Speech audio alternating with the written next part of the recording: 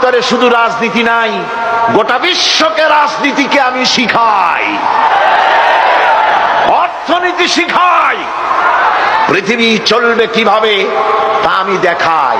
এই জন্য এই কোরআনের আসল মুফাসসির তো আমি নই, কোরআনের আসল মুফাসসির তো মাওলানা সিফাতুল্লাহ সাহেব নন, এর মুফাসসির তো মাওলানা আবুল কালাম আজাদ সাহেব নন, এর আসল মুফাসসির তো মাওলানা কামাল উদ্দিন জাফরি সাহেব নন। এর আসল মুফাসসির কে?